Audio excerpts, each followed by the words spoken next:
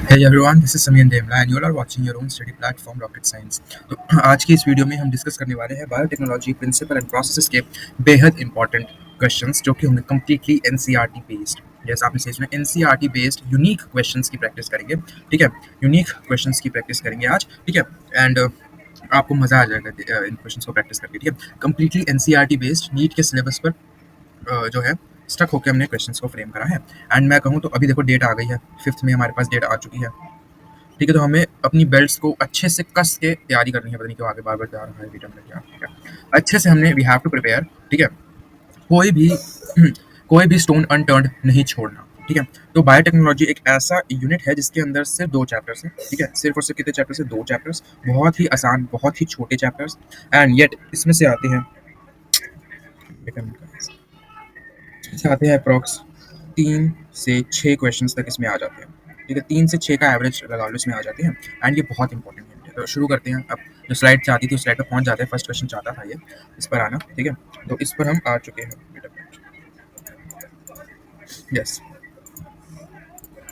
Yes, तो हमारे पास ये जो है, हमारे पास जो पहला आया है, the core technique of modern biotechnology is and are.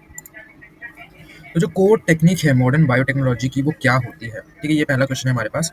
तो इसमें दे रखा है genetic engineering and then chemical engineering. तो यहाँ पे कंफ्यूजन हो सकती है। Chemical engineering is also known as bio process engineering. Bio process engineering. ठीक है, बायो प्रोसेस आपके एनसीईआरटी में दे रखा है। मतलब वही है कि जो स्टेराइल एनवायरनमेंट मेंटेन करके रखना, जो कि बायो प्रोसेस में होता है।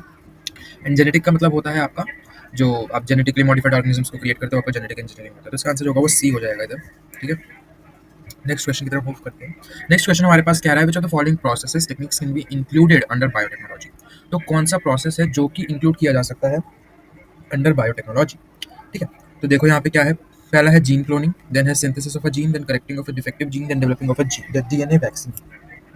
तो ये चारों की चारों चीजें ही जो है आपकी पॉसिबल है। ठीक है, तो इसका आंसर हो जाएगा वो डी हो जाएगा, first, second, third and fourth. अगले क्वेश्चन की तरफ चलते हैं।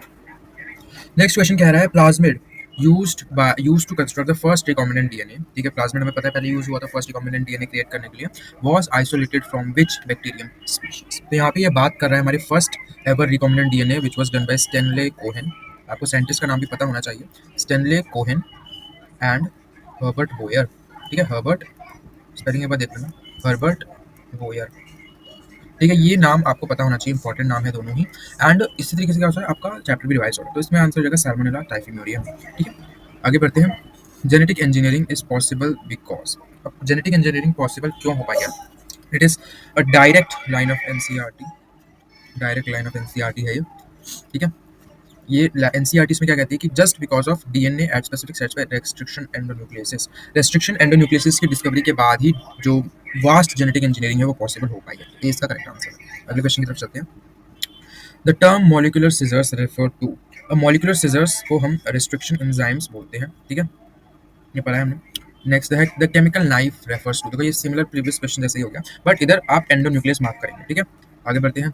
अगला क्वेश्चन है in recombinant DNA technology the term vector refers to. अब इसमें वेक्टर क्या होता है? वेक्टर क्या होता है? जो इधर के डीएनए को ट्रांसफर करेगा आपके किसमें, होस्ट में।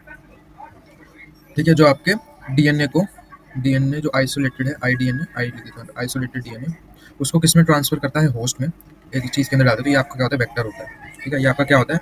वेक्टर। तो ये जो वेक्टर है इसकी डेफिनेशन एक तरीके से यहाँ पे पूछी है। तो एंजाइम नहीं है ये, स्टिकी एंड नहीं है ये। Plasmid used to transfer DNA into living cell. C इसका करेक्ट आंसर हो गया। नेक्स्ट क्वेश्चन की तरफ बढ़ते हैं। One of the key factor which makes plasmid vector in genetic engineering is. It is resistance to restriction enzyme. ये सही है। Its ability to carry foreign gene. सही है। Its ability to cause infection the host. ये भी सही है, बहुत जल्दी ये मल्टीप्लाई कर जाता है। ठीक है, एंड फॉरेन जीन इजीली ले लेता है और काफी सारी रेस्ट्रिक्शन एंजाइम से रेजिस्टेंस होता है, इसके पास कम वो ठीक है, कटता नहीं है। अगला है the term recombinant DNA refers to. अब रिकॉम्बिनेंट डीएनए का मतलब क्या होता है? DNA with of the host cell, DNA with a piece of foreign DNA, DNA with a selectable marker, DNA with more than one recognition site। So B पूरा chapter ही है यार। ये तो वही बात हो गई कि रामायण सुन के कह रहे हैं कि राम कौन थे, श्री राम कौन थे, है ना। रिकॉम्बिनेंट डीएनए पर ही पूरी हमारी जेनेटिक इंजीनियरिंग बेस्ड होती है। जेनेटिक इंजीनियरिंग, जेनेटिक इंजीनियरिंग ये नहीं, मेरे को यहाँ पे लिखना चाहिए थी ज़्यादा, genetically modified organisms. These are what? Genetically modified organism. तो मैं इसको शॉर्ट फॉर्म में यहाँ लिख देता हूँ, that they are GMO।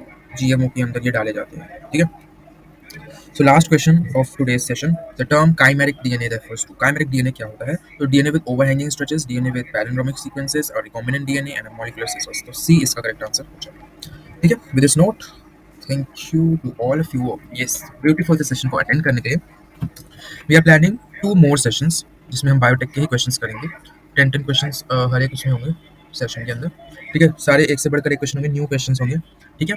So goodbye everyone. Have a nice day.